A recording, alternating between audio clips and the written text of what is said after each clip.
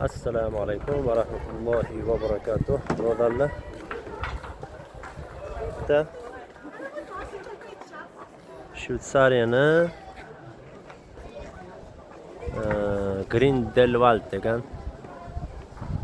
shaharchasidamiz. Bu endi aytishlariga qaraganda eng boyli, eng chiroyli joylar, ko'pchilik keladigan, sayohat qiladigan joylardan bittasi deydi. Men bu yerda asosiy meni o'ziga tortgan narsa shu mana bu tog'lar bo'ldi-da. Qaranglar. Subhanalloh. Ajib. Hayron qolmasdan iloji yo'q. Alloh azza va jalla bu yaratganlarga nazar solib ibrat olishligimiz kerak-da. Bu qaranglar, chiroyli qilib yaratib qo'yganini. Allohu akbar.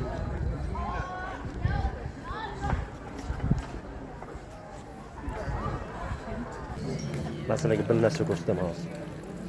Bilsanglar Alloh azza va jalla aytadi: "Afala yanzuruna ilal ibili kayfa xuliqat." Ha? Tuyani yaratilganiga qarashmaydimi deydi. Tafakkur qilmaysizlar, turib tuyani qanaqa yaratib qo'ydi Alloh azza va jalla. Oylab, haftalab yemay ichmay yuraveradi, to'g'rimi? Va ilas samai kayfa rufi'at va ilal jibali kayfa nusibat va ilal ardi kayfa sutihat. Osmonni qarashmaydimi, osmonni? Osmonni Alloh azza va jalla qanaqa tiklab qo'ydi? Hech bir ustunsiz. Tog'larni qarashmaydimi, tog'larni? Tog'larni Alloh azza va jalla yerga qoziq qilib o'rnatib qo'ydi. Agar mana shu tog'lar bo'lmaydigan bo'lsa, yer o'rnida turmaydi. Uchib yuradi falakda. Biz siz bilan anaqa xotirjam mana yerda Alloh taolo yerni to'shab qo'ydik dedi. Xotirjam siz bilan biz yura olmasdik mana shu yerda, xotirjam. Bu tog'larni qarang. Fazakkir innama anta muzakkir. Ey Muhammad sallallohu alayhi vasallam, siz eslatuvchisiz xolos. Eslating mana.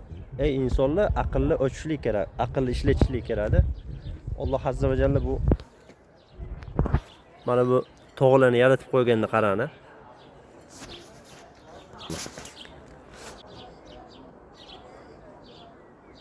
Mashalloh.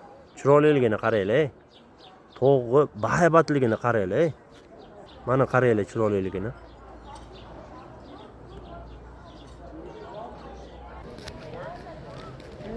Bugungi kunda qanaqadir mashinalarga yoki bir insonlar ba'zi bir ixtiro qilgan narsalarga qarab 100 martalab, 200 martalab mashalloh, barakalloh deymizda, lekin Alloh taolo mana bu yaratgan